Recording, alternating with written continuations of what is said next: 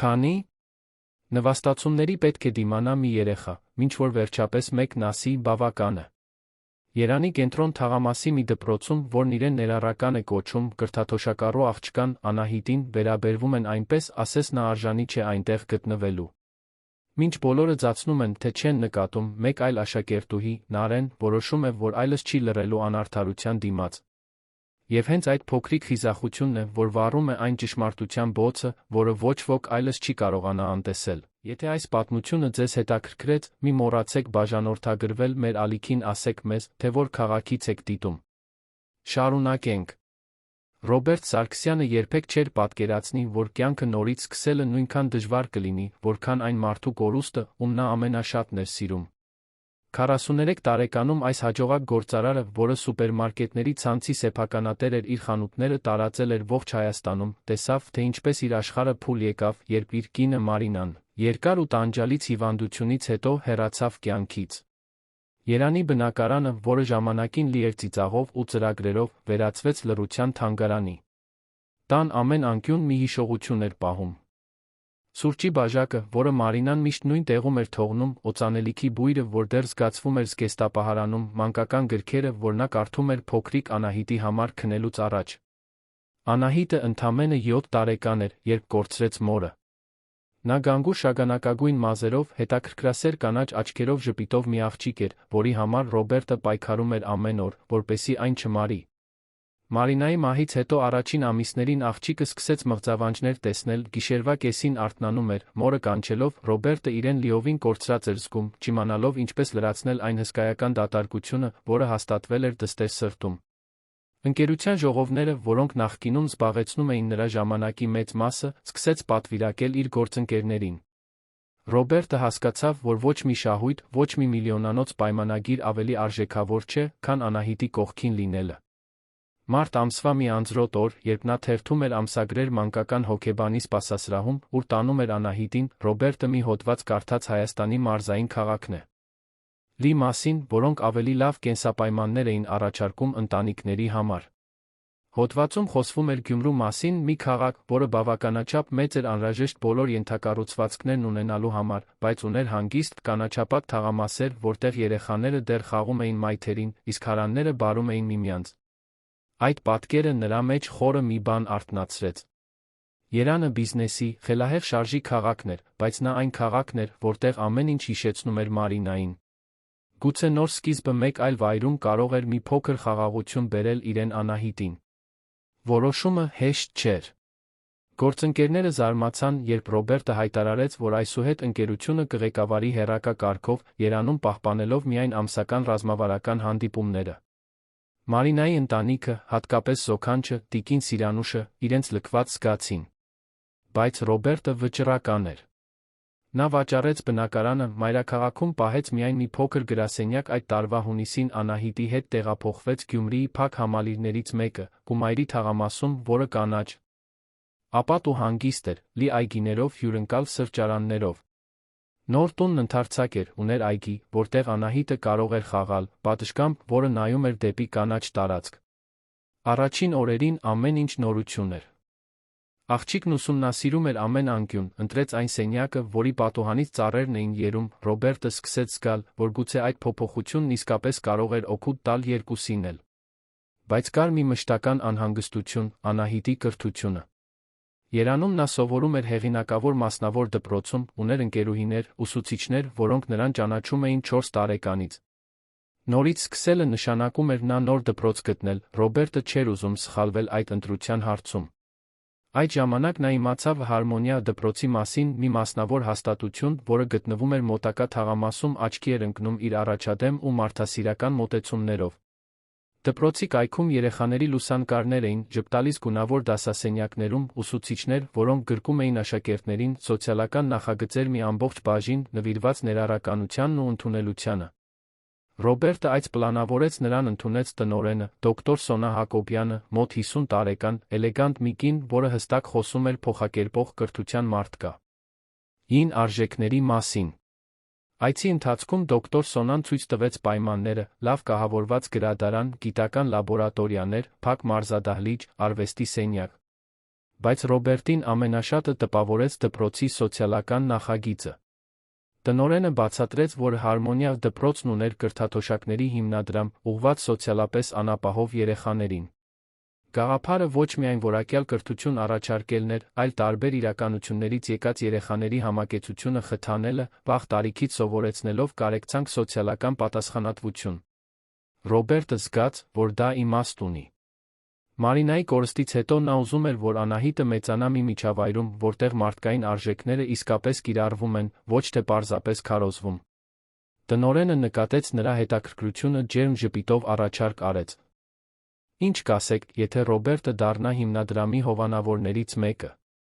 Ներդրումը կօգներ ավելացնել կրթաթոշակների թիվը, տրամադրել համազգեստ, դպրոցական պարագաներ, նույնիսկ հոգեբանական աջակցություն շահառու երեխաներին։ Ռոբերտը դեռս խոցելի կորստի ցավից փնտրելով մի նպատակ, որը իմաստ կբերեր իր կյանքի այս նոր փուլին, առանց վարանելու համաձայնեց։ Նա ստորագրեց առատաձեռն հովանավորչական պայմանագիր Անահիտին գրանցեց դպրոցում։ Անահիտի առաջին օրերը Հարմոնիա դպրոցում հարմարվողական էին։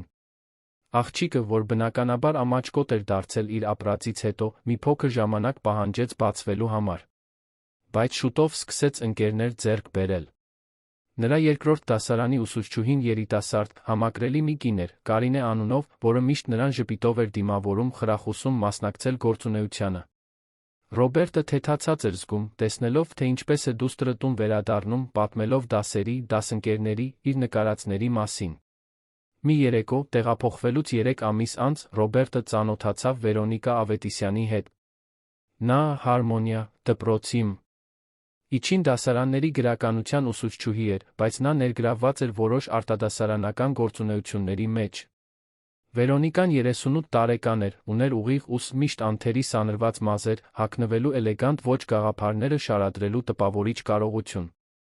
Նրանք ծանոթացան հիմնադրամի ժողովներից մեկի ժամանակ, որտեղ նա ներկայացնում էր կրթաթոշակառու աշակերտների հետ իր համակարգած ընթերցանության նախագծի արդյունքները։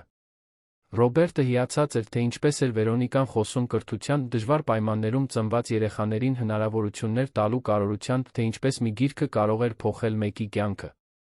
Նրա ձայնում անկեղծ կիրք կար, աչքերում փայլ, երբ նկարագրում էր աշակերտների առաջընթացը։ Ժողովից հետո նրանք գրեթե 1 ժամ զրուցեցին դպրոցի ավտոկայանատեղիում։ Վերոնիկան պատմեց, որ ամուսնալուծված է, երեխաներ չունի, իր կյանքը նվիրել է դասավանդմանը։ Ռոբերտը խոսեց Մարինայի, կորստի ցավի, Անահիտի այն մասին, թե ինչպես է փորձում վերականգնել իրենց կյանքը այս նոր քաղաքում։ Հաջորդ ամիսներին Ռոբերտն ու Վերոնիկան սկսեցին ավելի հաճախ հանդիպել։ Սկզբում դպրոցական միջոցառումներին, հետո ընթրիքների, սրճարաններում, զբոսայգում զբոսնելիս։ Վերոնիկան ուներ լսելու հմայիչ, միշտ ուշադիր, միշտ մխիթարական խոսքով կամ խելամիտ խորհրդով։ Անահիտը, որ սկզբում զուսպ էր հոր կյանքում հայտնված նոր կնոջ նկատմամբ, քիչ-քիչ սկսեց բացվել։ Վերոնիկան համբերատար էր աղջկա հետ, փոքրիկ նվերներ էր բերում, հետաքրքրվում էր Անահիտի նկարներով, հարցնում դասերի մասին։ Թվում էր, թե նա անկեղծորեն հետաքրքրված է խորտ դստեր հետ առողջ հարաբերություններ կառուցելով։ Նոյեմբերին, ծանոթանալուց գրեթե 6 ամիս անց, Վերոնիկան տեղափոխվեց Ռոբերտի տուն։ Անցումը զգույշ էր, աստիճանական։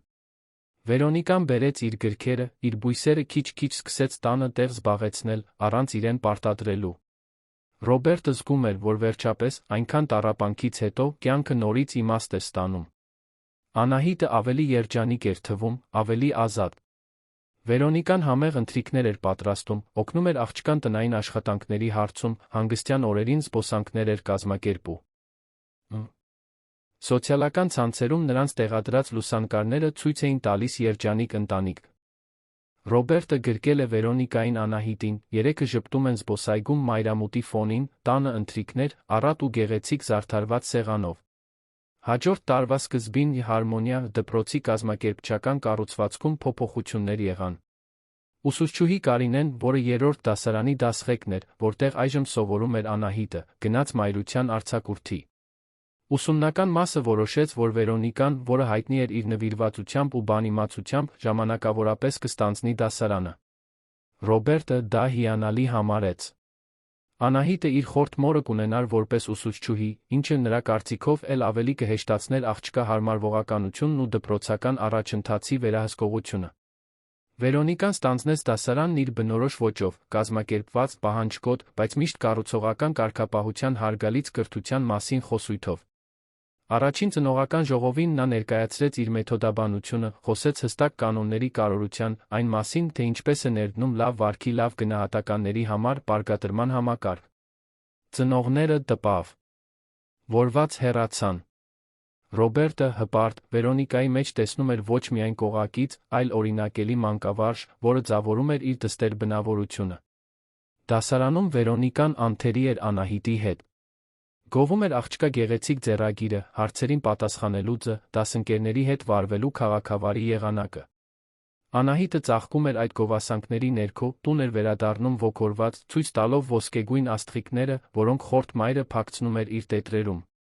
Ռոբերտը դա տեսնում էր որպես հաստատում, որ ճիշտ որոշում էր կայացրել, տեղափոխվելով Գյումրի, դստերը այդ դպրոցում գրանցելով, սիրտը բացելով Վերոնիկայի առաջ։ Բայց հենց այդ ուսումնական տարվա սկզբին էր, որ Անահիտը ծանոթացավ Լիլիթի հետ։ Լիլիթ Ղազարյանը 8 տարեկան մի աղջիկ էր, գանգուր մազերով, որոնք սովորաբար հավաքված էին մի փոքր ծուռ կոսով, համազգեստը միշտ մի փոքր մեծ էր, հայացքով, որը խառնում էր ամաչկոտությունն ու տարօրինակ հասունությունը։ Նա Ռոբերտի հովանավորած հիմնադրամի կրթաթոշակառու աշակերտներից էր։ Լիլիթը ապրում էր տատիկի, տիկին Հրանուշի հետ, քաղաք ի մյուս ծայրում գտնվող Մուշ թաղամասի մի համեստ տանը։ Լիլիթի մայրը հեռացել էր, երբ նա նորածին էր, իսկ հայրը երբեք ներկա չէր եղել։ Տիկին Հրանուշը 3 տարբեր տներում հավաքարար էր աշխատում, երկուսի ապրուստը հոգալու համար, լուսադեմին դուրս էր գալիս վերադառնում ուշ երեկոյան, ուժասպառ։ Լիլիթը լուռ աղջիկ էր, որը փորձում էր աննկատ մնալ։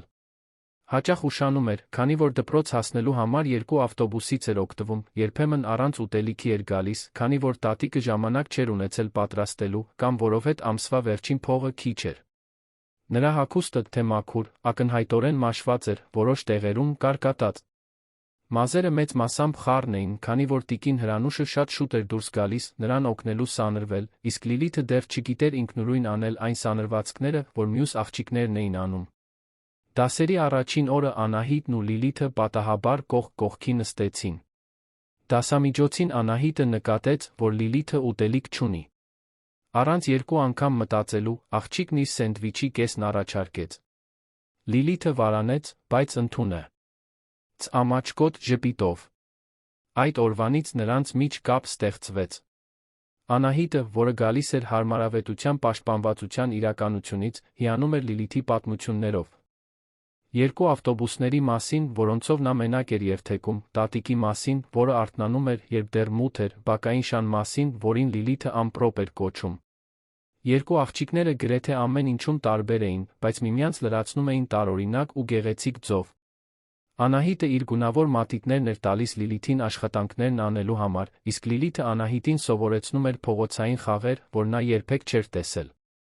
Դասամիջոցին միշտ միասին էին, կիսում էին ուտելիքը, գաղտնիքները, ծիծաղը։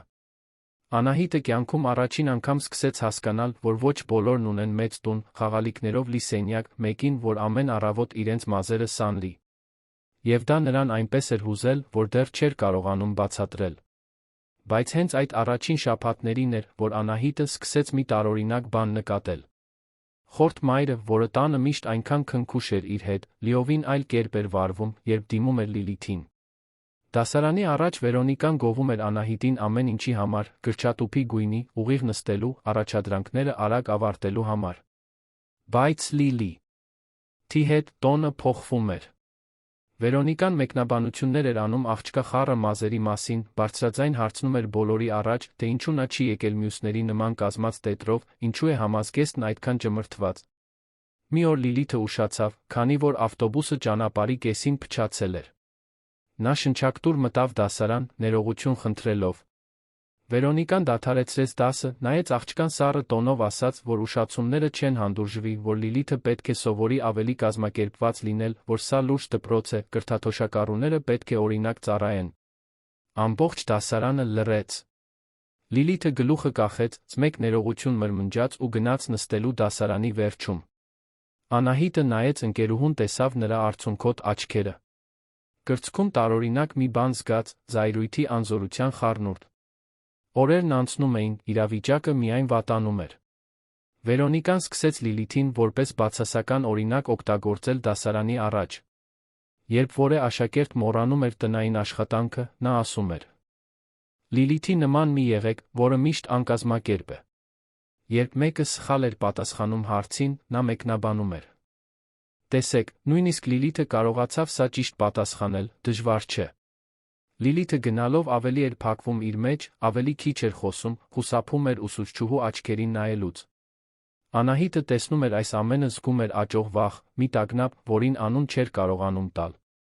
Տանը, երբ Անահիտը փորձում էր խոսել այն մասին, թե ինչպես է խորտ մայրը վարվում Լիլիթի հետ, Վերոնիկան միշտ համոզիչ բացատրություն ուներ։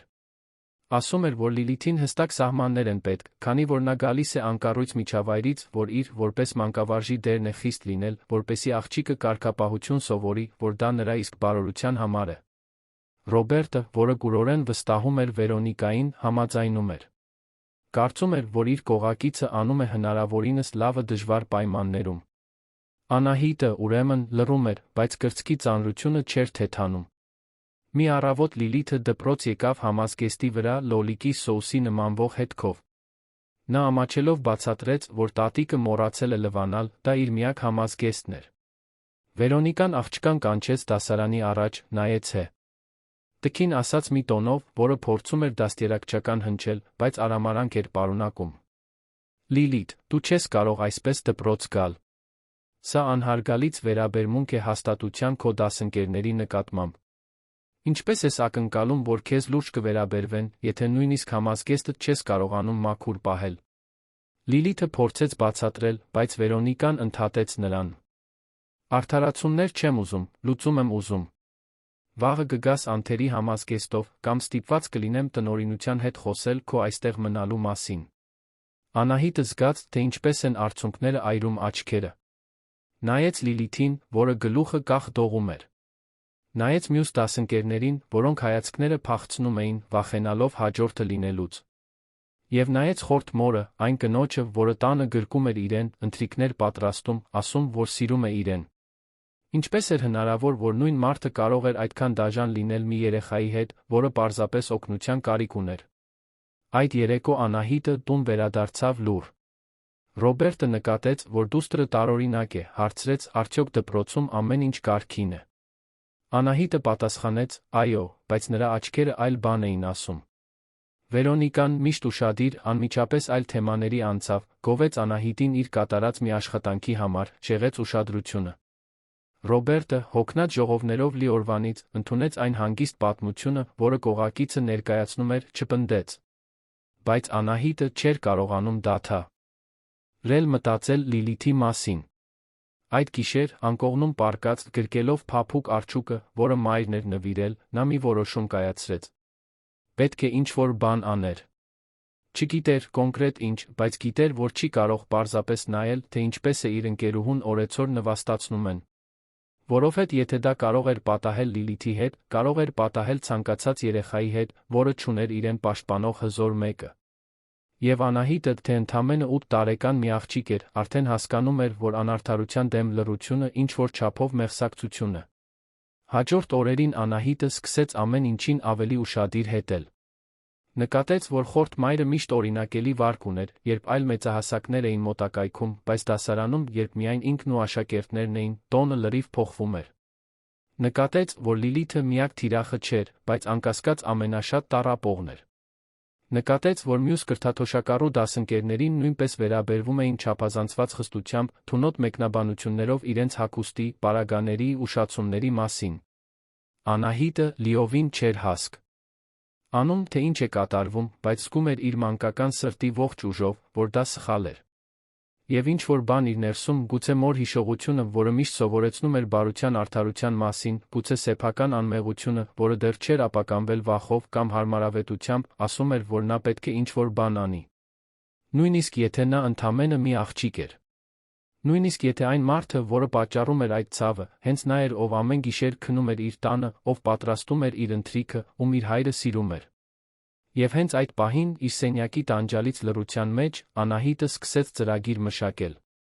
Մի ծրագիր, որը կփոխեր ամեն ինչ։ Անահիտն այդ հինգշաբթի արթնացավ մի մտքով, որը թույլ չէր տվել նրան լավ քնել։ Նախաճաշելիս նա նայում էր հորը, որը պլանշետով նորություններ էր կարդում, Վերոնիկային, որը պատրաստում էր նրա ուտելիքը դպրոցի համար։ Տեսարանը բացարձակ բնականon էր, բայց աղջիկը գիտեր, որ այդ թվացյալ ներդաշնակության մեջ ինչ-որ խորապես սխալ բան կա։ Ինչպես էր հնարավոր, որ այս կինը, որն այժմ խնձորը կատարյալ կտորների էր, բաժանում այդքան խնամքով դնում տարայի մեջ, նույնն էր, որը երեկ Լիլիթին ստիպել էր 15 րոպե կանգնել դասարանի անկյունում, քանի որ նա մոռացել էր մաթեմատիկայի գիրքը տանը։ Միտքը եկել էր նախորդ գիշեր, երբ Անահիտը հիշեց մի տեսարան, որը տեսել էր շաբաթներ առաջ։ Ռոբերտը գրասենյակում էր, կարոր առցանց հանդիպում անցկացնելով ընկերության գործընկերների հետ, նա պատահաբար ներս էր մտել։ Հայրը խնդրել էր, որ նա լուռ մնա, մինչ ինքը կավարտի։ Անահիտը նայում էր, տեսավ, որ բացի միացված տեսախցիկով համակարգչից, սեղանի վրա կար մի փոքր սարք, որի վրա կարմիր լույս էր թարթում։ Հետո, երբ հանդիպումն ավարտվեց, նա հարցրեց, թե դա ինչ է։ Ռոբերտը բացատրեց, որ դա ձայնագրիչ է, որն օգտագործում է կարոր հանդիպումները գրանցելու համար, որպեսզի չմոռանա պայմանավորվածությունների ոչ մի մանրուք։ Դա մնացել էր Անահիտի մտքում։ Ձայնագրիչ։ Մի փոքրիկ սարք, որը պահում էր ձայներ, խոսակցություններ, բաներ, որոնք մարդիկ ասում էին։ Եթե նա կարողանար ձայնագրել այն, ինչ կատարվում է դասարանում, եթե կարողանար հորը ցույց տալ, թե ինչպես է։ Վերոնիկան իրականում վարվում Լիլիթի հետ, երբ ոչ ոք չի տեսնում, գուցե նա վերջապես հավատար իրեն։ Որովհետև ամեն անգամ, երբ Անահիտը փորձում էր պատմել, Վերոնիկան պատրաստի բացատրություն ուներ, Ռոբերտը միշտ նրա կողմն էր անցնում։ Բայց ձայնագրությունը, դա այլ բան կլիներ։ Դա կլիներ իրական ապացույց։ Խնդիրը ձայնագրիչը ձեռք բերելն էր։ Անահիտը գիտեր, որ հայրը սարքը պահում է գրասենյակի դարակում, բայց ինչպես վերցնել, որ նա չնկատի։ Դպրոցում ամբողջ օրը, մինչ Վերոնիկան հայոց լեզվի դաս էր տալիս ուղղում քերականական վարժությունները, Անահիտը չէր կարողանում կենտրոնանալ։ Նրա միտքը չափազանց զբաղված էր իր ծրագիրը իրականացնելու պլանավորմամբ։ Նրա կողքին Լիլիթը հոգնած դանդաղությամբ արտագրում էր գրատախտակից, Անահիտը կարող էր տեսնել ընկերուհու դեմքի մուգ շրջանակները։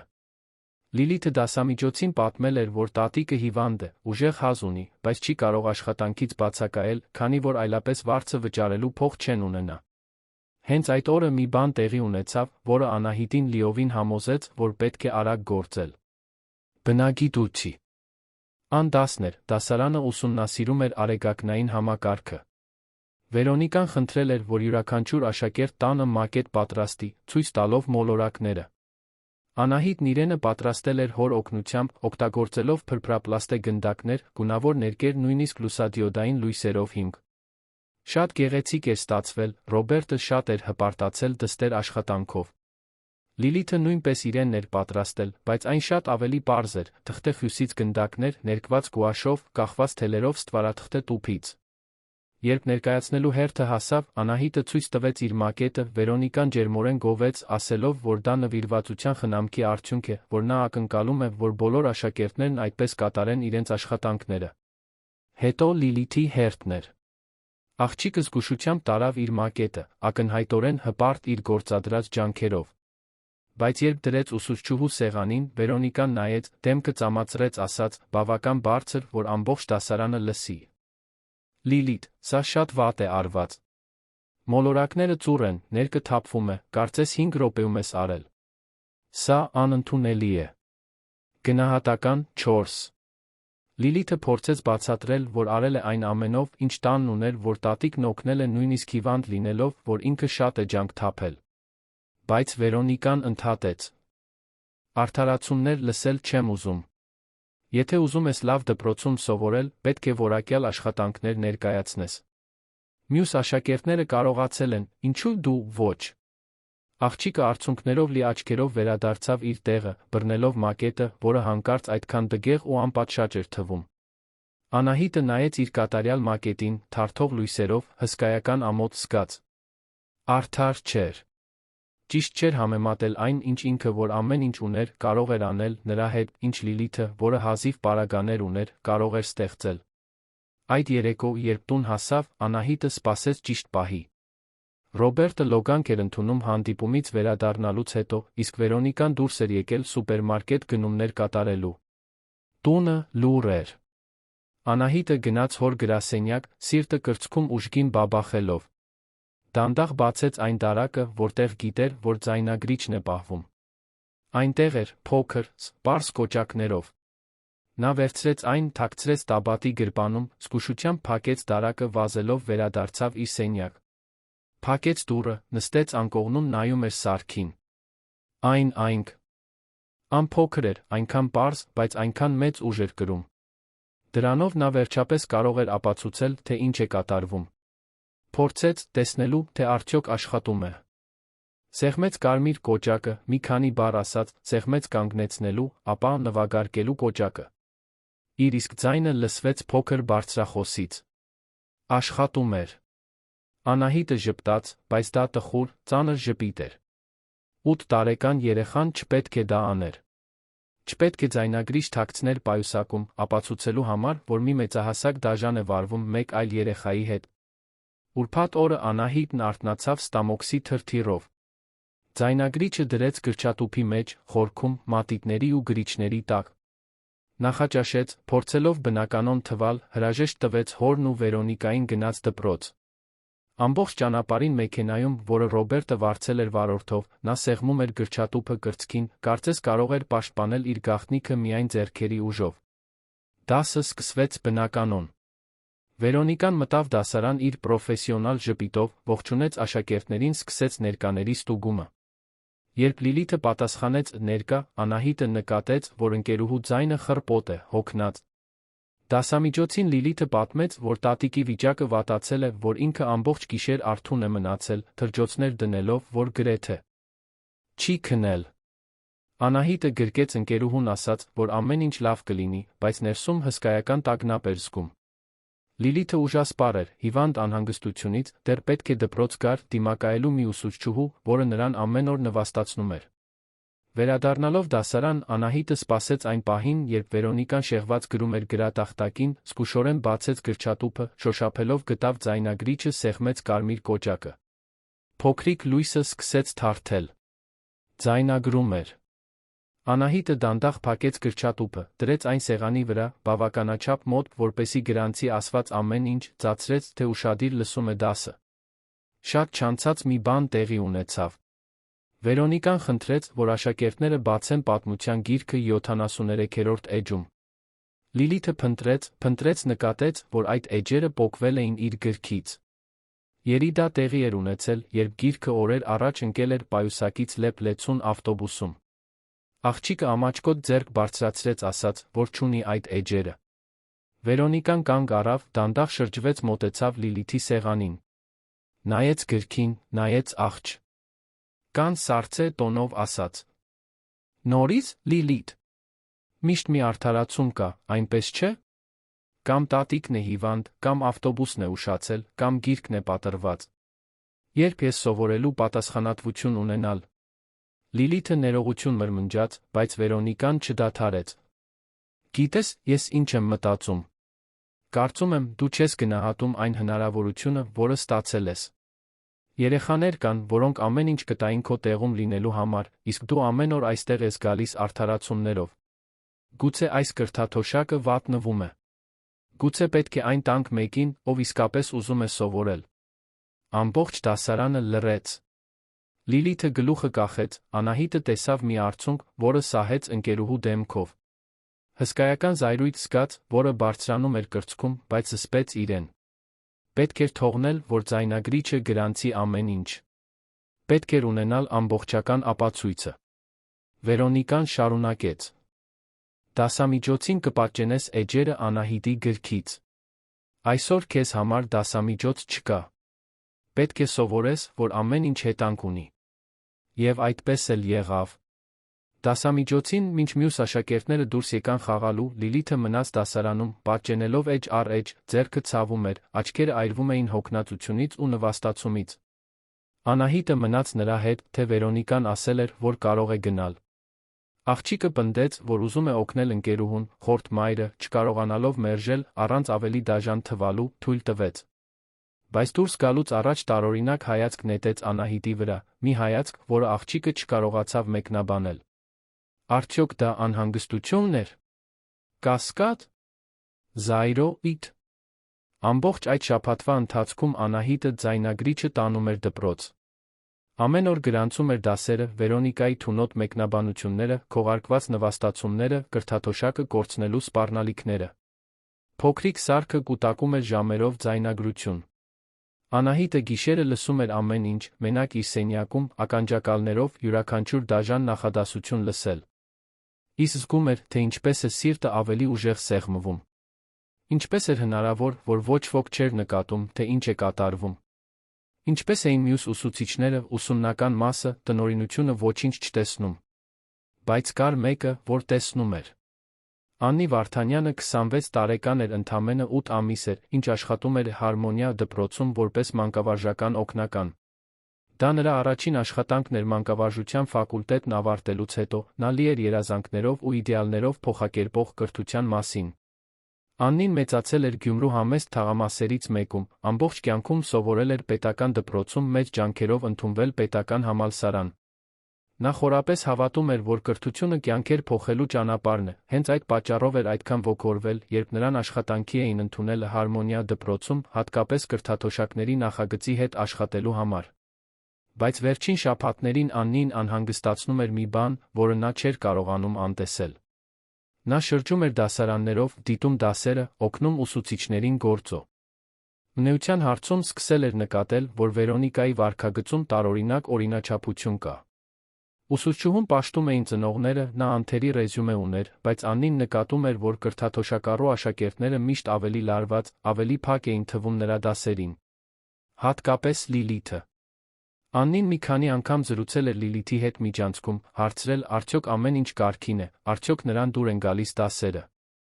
Աղջիկը միշտ պատասխանում էր, այո, բայց նրա աչքերը այլ բան էին ասում։ Այնտեղ վախ կար, հոգնածություն կար, մի տխրություն կար, որը չպետք է լիներ 8 տարեկան երեխայի մեջ։ Աննին փորձեց խոսել ուսումնական մասի վարիչի, տիկին Մարթայի հետ իր անհանգստությունների մասին։ Բայց Մարթան կտրուկ էր։ Վերոնիկան մեր լավագույն ուսուցիչներից է։ Նա պահանջկոտ է, որովհետև մտահոգ է։ Այս կրթաթոշակառու աշակերտները գալիս են դժվար պայմաններից, խիստ կարգապահության կարիք ունեն, հարմարվելու համար։ Չեն կարող խստությունը շփոթել դաժանության հետ։ Այդ պատասխանը Աննին էլ ավելի անհանգստացրեց։ Խստություն։ Այն, ինչ նա նկատում էր, խստությունից անդին էր։ Դա ավելի նուրբ, ավելի այլասերված բան էր։ Դա նվաստացման միծ էր, որը տեսանելի հետքեր չէր թողնում, բայց քիչ-քիչ, օրեցօր քայքայում էր երեխաների ինքնագնահատականը։ Աննին սկսեց գրառել այն բաները, որոնք տեսնում լսում էր։ Մեկնաբանություններ կրթաթոշակառու աշակերտների արտաքինի մասին, դաժան համեմատություններ նրանց վճարովի աշակերտների միջ, կրթաթոշակը կորցնելու քողարկված սպառնալիքներ։ Ամեն ինչ պահում էր մի տետրում, որը փակում էր իր սեղանի դարակում։ Չորեքշաբթի օրը մի բան վերջնականապես փոխվեց։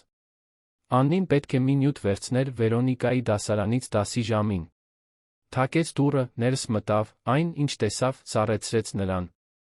Լիլիթը կանգնած էր դասարանի մի անկյունում, դեմքով դեպի պատը, մինչդեռ Վերոնիկան բնականոն դաս էր տալիս, կարծես ոչինչ տեղի չէր ունենում։ Աղջիկը դողում էր, ակնհայտորեն փորձելով զսպել լացը։ Աննին հարցրեց, թե ինչ է կատարվում, Վերոնիկան սարսափելի բնականությամբ պատասխանեց, որ Լիլիթը պատժված է, քանի որ անհարգալից է վարվել։ Աննին նայեց աղջկան, որը ոչինչ չասաց, պարզապես շարունակեց նայել պատին։ Այդ գիշեր Աննին չկարողացավ քնել։ Մտածում էր Լիլիթի մասին, անկյունում կանգնած դասընկերների առաջ նվաստացված աղջկա պատկերի մասին։ Մտածեց իր մանկության մասին, երբ ինքն էր դասարանի աղքատ երեխան, թե ինչպես էին զգայուն ուսո։ Ուսուցիչները մեծ փոփոխություն բերել իր կյանքում, ինչպես էին հավատացել իրեն, երբ քչերն էին հավատում։ Եվ մտածեց, թե ինչպես, եթե ինքը Վերոնիկայի նման ուսուցչուհի ունենար, գուցե երբեք չհասներ այնտեղ, որտեղ հասել էր։ Հինգշաբթի օրը Աննին հանդիպում խնդրեց տնօրենի, դոկտոր Սոնայի հետ։ Տարավ իր գրառումները, պատմեց, թե ինչ է տեսել, արտահայտեց իր անհանգստությունները։ Բայց տնօրենն ավելի կտրուկ էր, քան ուսումնական մասի վարիչը։ Աննի, դու երիտասարդ ես, նոր ես սկսում մասնագիտության մեջ։ Վերոնիկան ավելի քան 15 տարվա փորձ ունի։ Նա գիտի, թե ինչ է անում։ Այս աշակերտներին հստակ սահմաններ են պետք։ Չենք կարող չափազանց թույլատրող լինել։ Եթե ներողամիտ լինենք ուշացումների, վատ արված աշխատանքների, անկազմակերպվածության նկատմամբ, ապագայում կվնասենք այս երեխաներին։ Իրական աշխարհը նրանց չի խղճալու։ Աննին այդ հանդիպումից դուրս եկավ, զգալով իրեն անզոր, փոքր, անտեսանելի։ Նա ընդամենը օգնական էր, նորանշանակ աշխատակից, առանց որևէ իշխանության այդ կառույցի ներսում։ Բայց իր ներսում ինչ-որ բան թույլ չէր տալիս հանձնվել։ Շարունակեց դիտել, շարունակեց գրառել, սպասելով գործելու ճիշտ պահի։ Որովհետև գիտեր, որ վաղ թե ուշ ճշմարտությունը պետք է բացահայտվեր։ Եվ ճշմարտությունն ավելի մոտ էր, քան նա պատկերացնում էր։ Հենց այդ շաբաթ, մի անձրոտ ուրբաթ օրը, տեղի ունեցավ այն դեպքը, որը կստիպեր Անահիտին վերջնական որոշում կայացնել։ Դասարանը մաթեմատիկայից ստուգողական էր գրում։ Լիլիթը, որը գիշերն անցկացրել էր վատացած տատիկին խնամելով, ուժասպառ է։ Դժվարանում էր կենտրոնանալ։ Սխալ էր թույլ տվել պարզ հաշվարկում։ Վերոնիկան, ստուգելով աշխատանքները դասի ժամին, կանչեց Լիլիթին դասարանի առաջ, ցույց տվեց սխալը ասաց. Տեսեք, Լիլիթը նույնիսկ գումարման պարզ գործողություն չի կարողանում անել։ Գուցե մաթեմատիկան չափազանց դժվար է նրա համար։ Գուցե նա պետք է վերադառնա ավելի պարզ դպրոց, որտեղ մակարդակն ավելի համապատասխան կլինի նրա կարողություններին։ Եթե դուք լինեիք Անահիտի տեղում, կշարունակեիք ձայնագրել, թե տեղում կբախվեիք խորթ մոր հետ։ Ասեք մեզ մեկնաբանություններում։ Լիլիթը լիովին կոտրված վերադարձավ իր տեղը։ Անահիտը նայեց ընկերուհուն, տեսավ, որ նրա ներսում ինչ-որ բան կոտրվել է։ Դրանք այլս միայն լուռ արցունքներ չէին։ Դա խորը տխրություն էր, մի ամոթ, որը կարծես տիրել էր նրա ողջ էությանը։ Լիլիթը գլուխը դրեց սեղանին, այլս չշարժվեց մինչ դասի ավարտը։ Նույնիսկ դասամիջոցին չուզեց վեր կենալ։ Անահիտը մնաց նրա կողքին, բռնեց նրա ձեռքը, շշնջալով, որ նա խելացի է, որ լավ է մաթեմատիկայից, որ դա սուտ է։ Բայց բառերը կարծես չէին հասնում ընկերուհուն։ Այդ երեկո, երբ տուն վերադարձավ, Անահիտն այլս չդիմացավ։ Սպասեց, որ հայրը գա աշխատանքից, սպասեց, որ նա հանի բաճկոնը, նստի հյուրասենյակի բազկաթոռին։ Վերոնիկան խոհանոցում։ Ընթրիք էր պատրաստում։ Անահիտը մտավ հոր գրասենյակ, փակեց դուռը իր հետից ասաց մի ձայնով, որը փորձում էր հաստատուն լինել, բայց դողում էր։ Հայրիկ, պետք է քեզ մի կարևոր բան ցույց տամ։ Ռոբերտը նայեց դստերը, նրա աչքերում այլ բան տեսավ։ Դա այն ուրախ աղջիկը չէր, որը դպրոցից վերադառնում էր, պատմելով դասամիջոցի խաղերի մասին։ Դա ավելի հասուն, ավելի ծանր մեկն էր, մեկը, որը իր 8 տարիների համար չափազանց մեծ բեռ էր կրում։ Հարցրեց, թե դա ինչ է, Անահիտը, դողացող ձեռքերով, պայուսակի գրպանից հանեց ձայնագրիչը, դրեց սեղանի վրա։ Սա, հայրիկ։ Պետք է սա լսես։ Բայց մենակ։ Խոստանում ես, որ մենակ կլսես։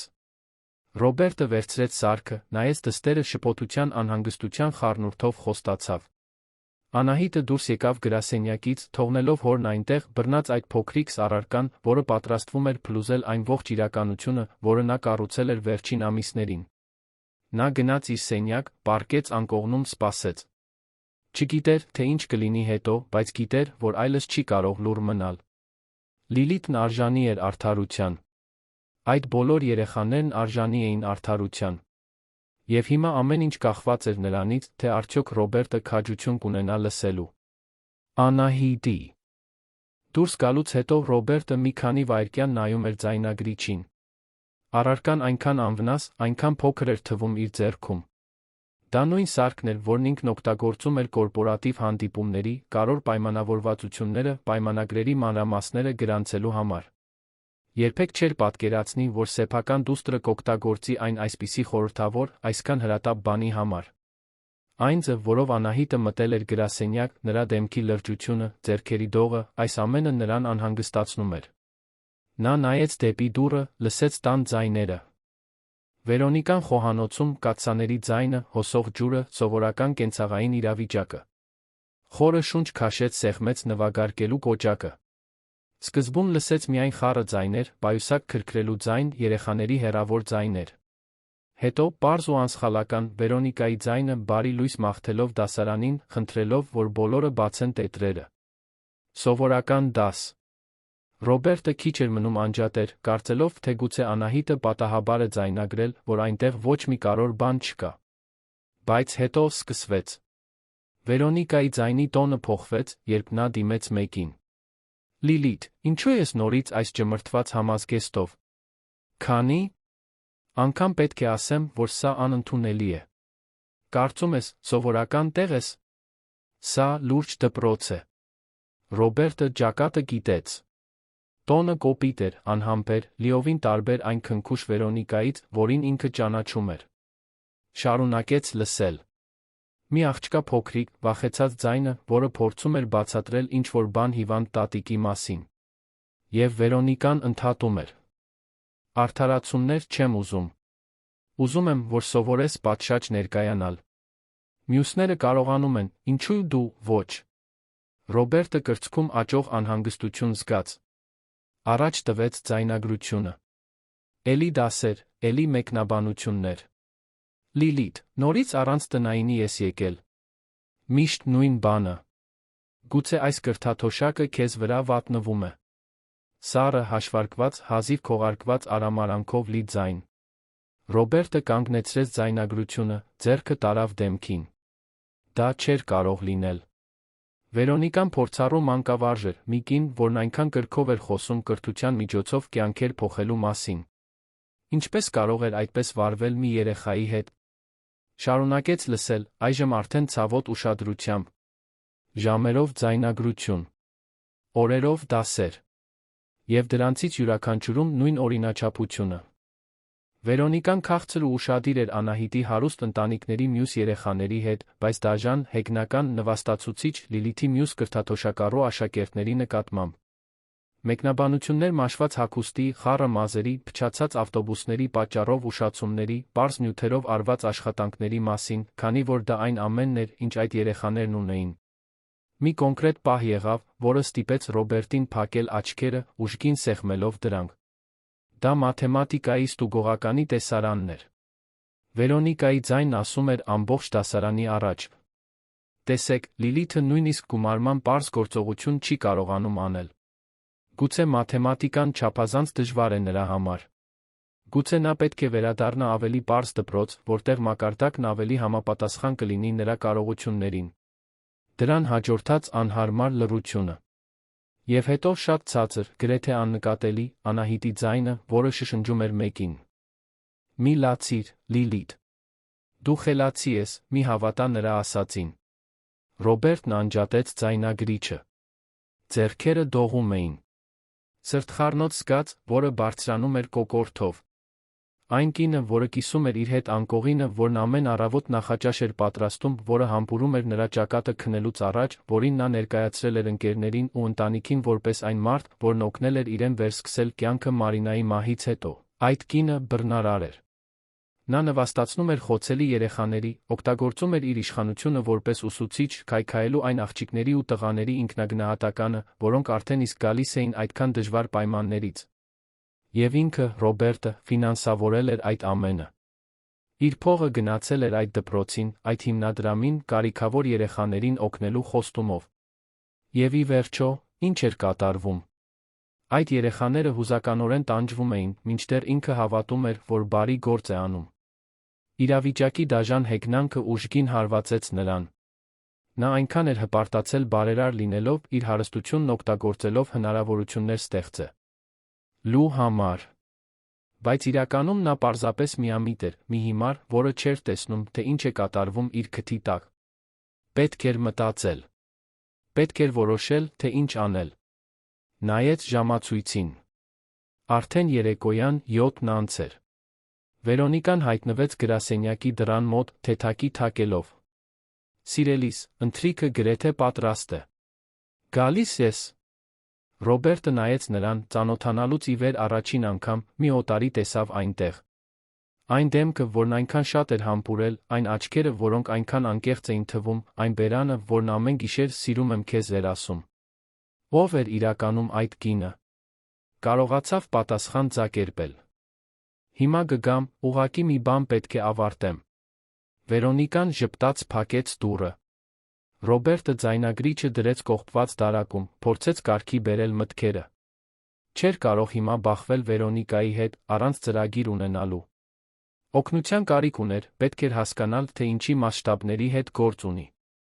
Սա ավելին էր, քան պարզապես դաժան ուսուցիչը։ Ավելի խորը, ավելի համակարգային բան կար։ Հիշեց Գայանե Մելիքյանին, կրթական իրավունքի ոլորտում մասնագիտացած փաստաբանին, որը տարիներ առաջ մի քանի աշխատանք էր կատարել իր ընկերության համար։ Նա լուրջ էր բանիմաց, որ ամենակարևորն է, փորձ ուներ ուսումնական հաստատություններում բռնության դեպքերի հետ։ Հեռախոսով հաղորդագրություն ուղարկեց Գայանեին, շտապ խորհրդատվության կարիք ունեմ մի նուրբ գործի վերաբերյալ, որը կապված է դստերս դպրոցի հետ։ Կարող ես վաղը ինձ ընդունել։ Պատասխանն արագ եկավ։ Իհարկե, Ռոբերտ։ Իմ գրասենյակում, առավոտյան 10-ին։ Ռոբերտը հեռախոսը դրեց գնաց ընթրիքի, փորձելով բնականon վարվել, բայց Վերոնիկայի ասած յուրաքանչյուր բառ կեղծ էր հնչում, յուրաքանչյուր ժպիտ դիմակ էր թվում։ Անահիտը լուր ուտում էր, ժամանակ առ ժամանակ նայելով հորը, փորձելով նրա աչքերում կարդալ, արդյոք նա լսել է, արդյոք հասկացել է։ Ընթրիքից հետո, երբ Վերոնիկան գնաց լոգանք ընդունելու, Ռոբերտը Անահիտին կանչեց իր սենյակ։ Փակեց դուռը, ծնկի իջավ դստեր առաջ, բռնելով նրա փոքրիկ ձեռքերը։ Ես ամեն ինչ լսեցի, սիրելիս։ Ամեն ինչ լսեցի, դու շատ քաջ էիր, որ ինձ ցույց տվեցիր դա։ Ռոբերտը տեսավ, թե ինչպես դստեր աչքերը լցվեցին արցունքներով։ Աղջիկը ուժգին գրկեց հորը շշնջաց։ Ես վախենում էի, որ դու ինձ չես հավատա։ Վախենում էի, որ կմտածես, հորինում եմ։ Ռոբերտը դստերը սեղմեց կրծքին։ Երբեք չէի կասկածի քեզ։ Ներիր ինձ, որ ավելի շուտ չնկատեցի։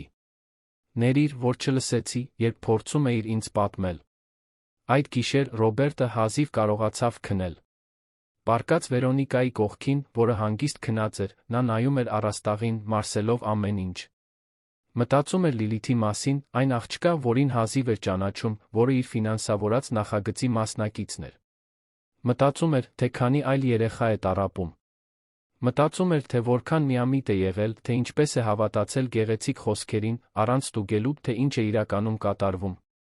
Հաջորդ առավոտ Ռոբերտը կարևոր հանդիպման պատրվակով շուտ դուրս եկավ։ Ճիշտ ժամը 10-ին հասավ Գայանե Մելիքյանի գրասենյակ։ Նա ընդունեց նրան ընդարձակ սենյակում, իրավաբանական գրքերով լի դարակներով, կոկիկ սեղանով։ Գայանեն մոտ 45 տարեկան էր, ջերմակած մազերը հավաքված կոսով, աննկատ շրջանակով ակնոցներ թափանցող հայացք։ Նստիր, Ռոբերտ։ Պատմիր, թե ինչ է կատարվում։ Ռոբերտը գրպանից հանեց ձայնագրիչը դրեց սեղանին։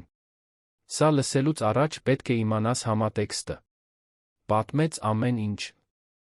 Տեղափոխությունը Գյումրի, Անահիտի գրանցումը Հարմոնիա դպրոցում, ներդրումը կրթաթոշակների հիմնադրամում, հարաբերությունները Վերոնիկայի հետ, Անահիտի ընկալումը, թե ինչպես է խորթ մայրը վարվում կրթաթոշակառու դասընկերուհու հետ, աղջկա որոշումը, ձայնագրել դասերը։ Գայանեն լուր լսում էր, երբեմն գրառումներ անելով։ Երբ Ռոբերտը միացրեց ձայնագրությունները, Գայանեն գնալով ավելի էր լրջանում։ Ժամանակ առ ժամանակ կանգնեցնում էր, խնդրում հետ տալ որե հատված, նորից լսում։ Երբ ձայնագրությունն ավարտվեց, նա հանեց ակնոցը, շփեց աչքերը։ Ռոբերտ, այն, ինչ դու ինձ ցույց տվեցիր, լուրջ է։ Շատ լուրջ։ Սա պարզապես չափազանց պահանջկոտ ուսուցչի հարց չէ։ Այն, ինչ այստեղ գրանցված է, բնութագրվում է որպես բարոյական ոտնձգություն, հոգեբանական բռնություն անչափահասների նկատմամբ, հնարավոր է սոցիալ-տնտեսական խտրականություն։ Սա կարող է պետք է ունենա իրավական հետանքներ։ Ռոբերտը միաժամանակ թեթացում սարսափ զգաց։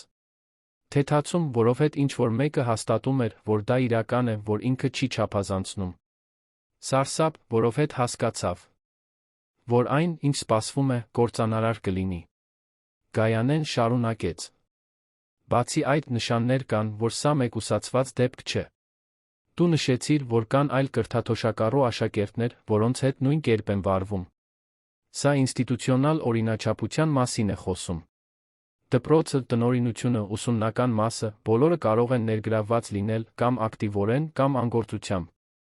Նա բացեց մի թղթապանակ, հանեց մի քանի փաստաթուղթ։ Վերջին տարիներին ես հետում եմ սոցիալական նախագծեր որդեգրած մասնավոր դպրոցներում հոգեբանական բռնության դեպքերի աճին։ Դա բարդ իրավիճակ է։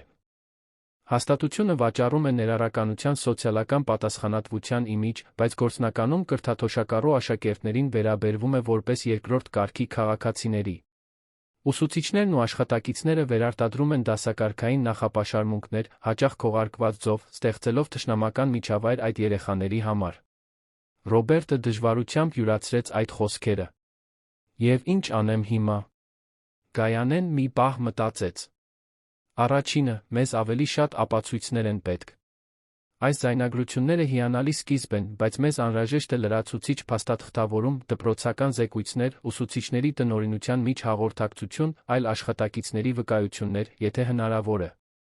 Երկրորդ, դու դեռ չպետք է բախվես Վերոնիկայի կամ դպրոցի հետ։ Եթե դա անենք հապճեպ, նրանք կփակվեն, կոչնչացնեն ապացույցները, կստեղծեն պաշտպանական պատմություններ։ Մեզ ռազմավարություն է պետք։ Ռոբերտը համաձայնեց։ Գայանեն առաջարկեց, որ նա տանը պահպանի սովորական առօրյան, ցույց չտա, որ որևէ բան գիտի, մինչդեռ ինքը կսկսի զգուշորեն հետաքննել։ Հարմոնիա, դպրոցը։ Նա խորհուրդ տվեց, որ նա փնտրի կրթաթոշակառու աշակերտների այլ ընտանիքների, փորձի հասկանալ, կան արդյոք այլ դեպքեր, այլ զոհեր։ Եվ մի բան էլ, Ռոբերտ, ասաց Գայանեն, ուղիղ նայելով նրա աչքերին։ Դու նշեցիր, որ գումար ես ներդնում այս հիմնադրամում։ Մենք պետք է աուդիտ անենք, տեսնելու, թե ուր է գնում այդ գումարը։ Նման դեպքերում հաճախ լինում են ֆինանսական յուրացումներ, միջոցների չարաշահում, կեղծ ընկերությունների հետ ուռճացված գներով պայմանագրեր։ Բարոյական բռնությունը սովորաբար ձեռք-ձեռքի տված է գնում կոռուպցիայի հետ։ Դա մեկ դանակի հարված էր։ Ռոբերտը պայմանագրեր էր ստորագրել, զգալի գումարներ փոխանցել, վստահ լինելով, որ ամեն ինչ պատշաճ կերպով կօգտագործվի։ Եվ հիմա բացահայտում էր, որ կարող էր ոչ միայն միամիտ լինել երեխաների նկատմամբ վերաբերմունքի հարցում, այլ ֆինանսական սխեմայի զոհ դառնալ։ Գայանեն տեսավ նրա արտահայտությունը, մեղմացրեց տոնը։ Գիտեմ, որ սա շատ բան է Մարսելու համար։ Բայց դու ճիշտ բան ես անում։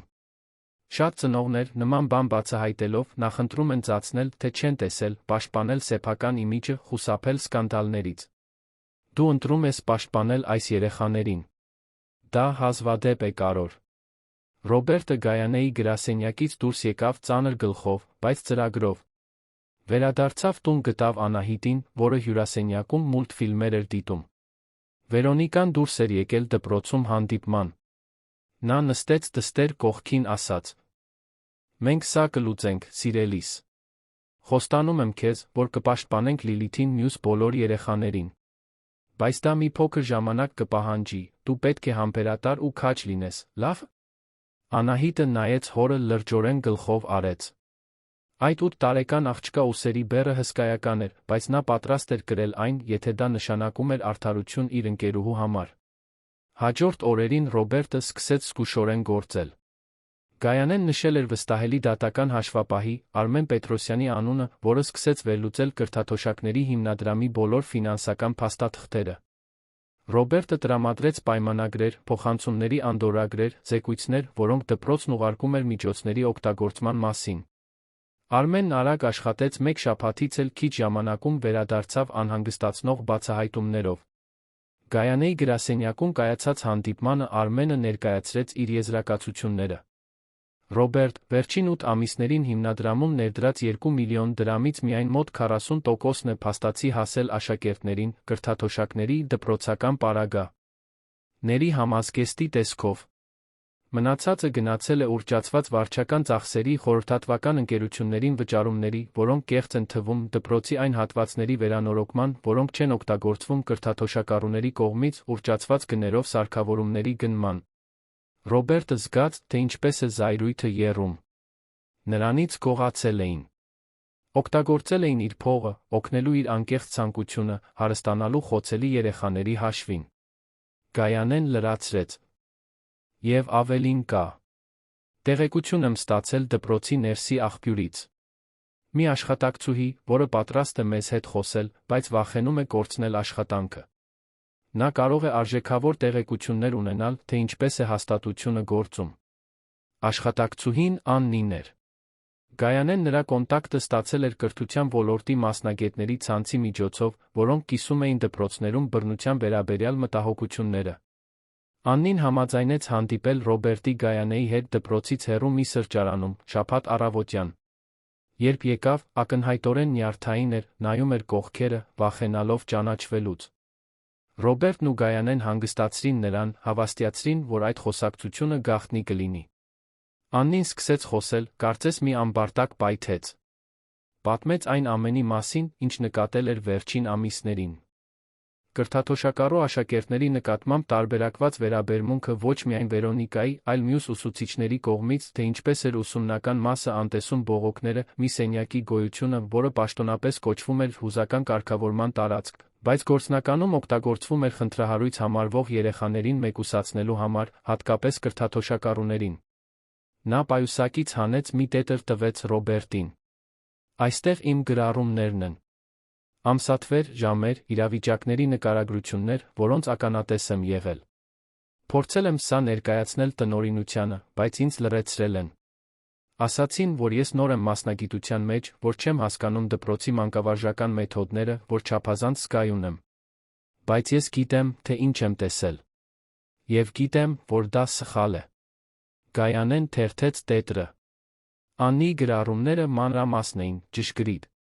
Գրառումներ կային երեխաների մասին, որոնց առանց դասամիջոցի էին թողնում ուշանալու համար, նվաստացուցիչ մեկնաբանություններ հագուստի արտաքինի մասին, կրթաթոշակը կորցնելու բացահայտ սպառնալիքներ կային։ Նա դպրոցի վարչակազմի անդամների միջ փոխանակված էլեկտրոնային նամակների սքրինշոթ էր, որտեղ նրանք քննարկում էին հիմնադրամի ծախսերը հիմնավորելու ուղիներ, նշում միջնորդ ընկերություններ, խոսում ներդրողների համար թվերը գեղեցիկ պահելու մասին։ Ռոբերտը երախտագիտությամբ նայեց Աննիին։ Դուք գիտակցում եք, թե ինչ ռիսկի եք դիմում, մեզ ցույց տալով սա։ Աննին գլխով արեց։ Գիտակցում եմ։ Բայց այլս չեմ կարող գիշերը քնել, իմանալով, որ մեղսակից եմ դրան։ Ես ուսուցիչ եմ դարձել երեխաներին օգնելու համար, ոչ թե տեսնելու, թե ինչպես են նրանց քայքայում։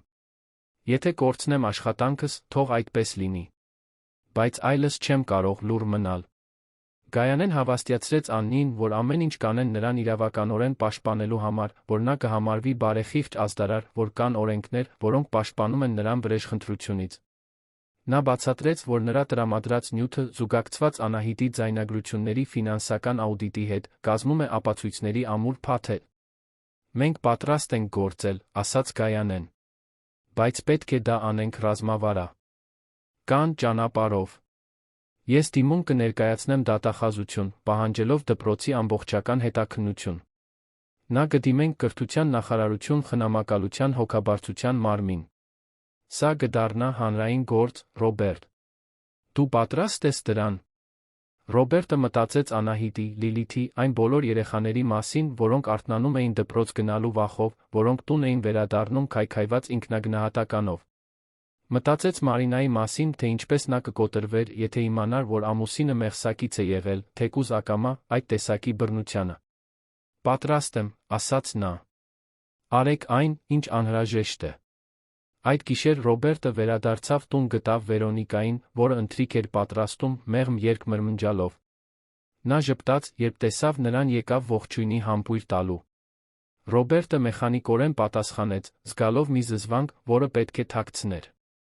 Ինչպես անցավ օրդ, սիրելիս, հարցրեց նա։ Արդյունավետ, պատասխանեց նա։ Շատ արդյունավետ։ Ընթրիքի ժամանակ Անահիտը նայում էր հորը, փորձելով հասկանալ, թե ինչ է կատարվում։ Ռոբերտը զուսպ ժպիտ տվեց դստ։ Երը, մի ժպիտ, որն ասում էր. Ամեն ինչ ընթացքի մեջ է, դիմացիր։ Վերոնիկան խոսեց շաբաթվա իր ծրագրերի, դպրոցի կազմակերպելիք էքսկուրսիայի, այն մասին, թե որքան հպարտ է Անահիտի առաջադիմությամբ։ Յուրաքանչյուր բառ գրոտեսկային էր հնչում Ռոբերտի համար, որն այժմ տեսնում էր կեղծիքը յուրաքանչյուր ժեստի, յուրաքանչյուր նախադասության մեջ։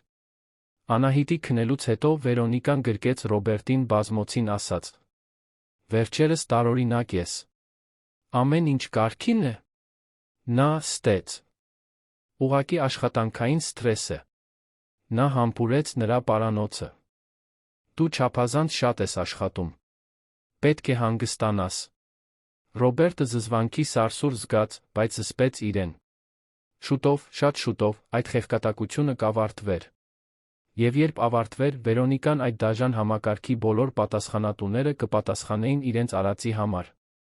Հաջորդ երկուշաբթի Գայանեն դիմումը ներկայացրեց դատախազություն։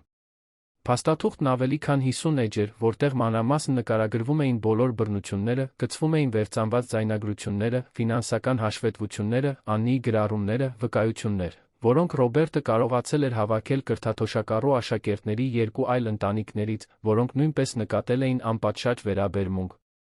Գործով զբաղվող դատախազը Դավիթ Մանուկյանը կարդաց նյութը ցնցվեց բռնությունների մասշտաբից ու համակարգվածությունից։ Միաժամանակ կրթության նախարարությունը տեղեկացվեց անակնկալ ստուգում սկսեց Հարմոնիա դպրոցում։ Տեսուչները հայտնվեցին առանց նախազգուշացման, պահանջեցին փաստաթղթերի հասանելիություն, առանձին հարցաքննեցին աշխատակիցներին, դիտեցին Ա.Ս. Դպրոցի տնօրինությունը խուճապի մատնվեց։ Դոկտոր Սոնան փորձեց վերահսկել իրավիճակը, բայց պարզ էր, որ շատ լուրջ բան է կատարվում։ Չորեքշաբթի օրը, ճիշտ 15 օր անց այն բանից հետո, երբ Ռոբերտն առաջին անգամ լսեց ձայնագրությունները, ամեն ինչ պայթեց։ Դատախազությունը Վերոնիկայի տնօրեն Սոնա Հակոբյանի նկատմամբ նախազգուշական հեռացման հրաման արձակեց, արգելելով նրանց որոշ ունենալ աշակերտների հետ, քանի դեռ հետաքննությունը շարունակվում է։ Լուրը հասավ մամուլ։ Տեղական թերթերի վերնագրերը գոռում էին. Էլիտար դպրոցը հետաքննվում է կրթաթոշակառու աշակերտների նկատմամբ բարոյական բռնության համար։ Ուսուցչուհին մեղադրվում է անապահով երեխաներին նվաստացնելու մեջ։ Վերոնիկան պաշտոնական ծանուցումը ստացավ կեսօրին։ Տուն վերադարձավ գունատ, դողալով, ձեռքերում ճմրթված թղթերով։ Ռոբերտը սպասում էր նրան հյուրասենյակում։ Երբ նա ներս մտավ, նայեց ամուսնուն, ամեն ինչ հասկացավ։ Դու, շշնջաց նա։ Դու ես սա արել։ Ռոբերտը ոտքի կանգնեց, նայեց նրա աչքերին, ասաց մի հաստատուն ձայնով, որը գալիս էր զայրույթի հիասթափության խորքից. Ոչ։ Սա դու ես արել։ Ես ընդամենը համոզվեցի, որ դու դրա համար վճարես։ Վերոնիկան պայուսակը գցեց հյուրասենյակի հատակին։ Նրա աչքերը, որոնք միշտ այնքան վերահսկված, այնքան հաշվարկված էին թվում, այժմ մաքուր խուճապ էին արտահայտում։ Ռոբերտ, սա անհեթեթություն է։ Դու չես հասկանում։ Ես փորձում էի դաստիարակել այդ երեխաներին, նրանց տալ գործիքներ, դժվար աշխարհում գոյատելու համար։ Եթե երբեմն խիստ եմ եղել, դա այն պատճառով է, որ պետք էր։ Նրանք գալիս են առանց կարգապահության, առանց կառույցի միջավայրերից։ Ռոբերտը զգաց, թե ինչպես է զայրույթը ալիքի պես բարձրանում։ Առանց կարգապահության։ Լիլիթն արթնանում է առավոտյան 5-ից շուտ, հիվանդ տատիկին օգնելու համար, երկու ավտոբուս է նստում դպրոց հասնելու համար, դու կարծում ես, որ նա կարգապահության կարիք ունի։ Դու նվաստացնում էիր 8 տարեկան երեխային, որովհետև նրա համազգեստը ճմրթված էր, որովհետև նա թանկարժեք պարագաներ չուներ, որովհետև նա քաջություն ուներ գոյություն ունենալ հարուստների երեխաների հետ նույն տարածքում։ Դա կրթություն չէ, Վերոնիկա։ Դա դաժանություն է։ Վերոնիկան փորձեց մոտենալ, բայց Ռոբերտը մի քայլ հետ գնաց։ Ոչ, ասաց նա։ Հիմա մի փորձիր ինձ մանիպուլյացիայի ենթարկել։ Ես ամեն ինչ լսել եմ։